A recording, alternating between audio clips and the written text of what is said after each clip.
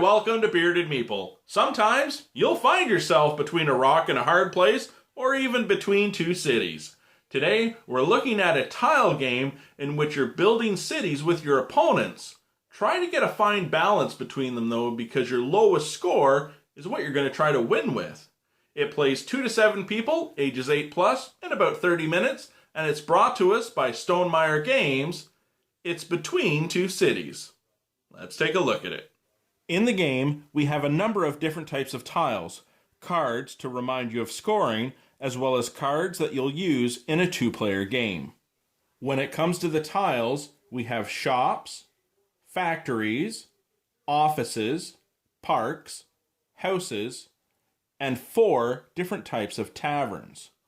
We also have duplexes that will be placed horizontally and vertically. Let's take a look at how each tile will score, and then we'll look at the game. Shops will score when connected in a straight line, horizontal or vertical. Each factory in a city will score points based on who has the majority in a city. 4 points, 3 points, or 2 points for each factory. Offices will score points based on sets collected. 1 point for 1 tile, 3 points for 2 tiles, 6 points for 3 tiles. However, any office adjacent to a tavern will receive an additional point as well. Parks are worth points based on the number of connected parks. A house is worth 1 point per other building type in the city. If it's next to a factory, it's only worth 1. Taverns will score in sets based on the number of types in that set.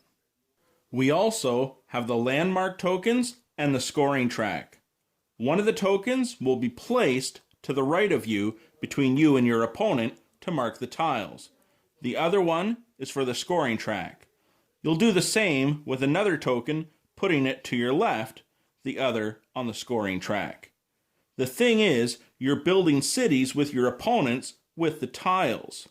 One with the player on the right, the other with the player on the left. However, whichever city has your lowest score, that is what you'll try to win with. Let's take a look at the game. The game will take place over 3 rounds. On the first round, each player will take 7 purple tiles from the box. You will select 2 to keep, one for the city on your left, the other for the city on your right. The remaining tiles are passed to the player on your left. So as you draft the tiles, each time you're selecting 2 for your cities. There will be 1 tile remaining, and it's discarded from the game.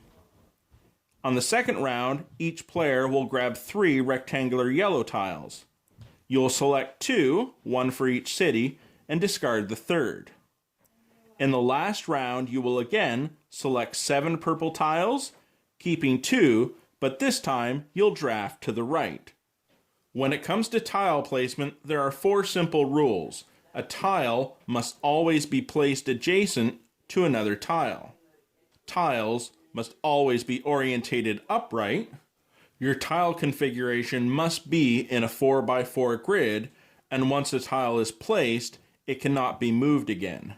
After everything has been drafted, you will tally the points for each city. And while you want to get the most points as possible, but whatever is your lowest, that is the score you will use to try and win. And that, my friends, is between two cities. Now, a couple things I'd like to say. One thing I didn't mention in the explanation of the game, there's a whole deck of cards that is dedicated to how you're going to sit around the table. I just thought that was a little odd. I'm sure there's a story behind it, but, I mean, come on, just sit around the table and play the game. Now, speaking of the game, I absolutely loved it. I love tile-based games. I love games like Suburbia, where you're trying to place things for a reason to optimize your points, and this one was fantastic too. Very easy to learn, very quick to play. If you're good enough at it, you can get 3 games in an hour. I really enjoyed it. I hope you check it out. I'll talk to you again soon.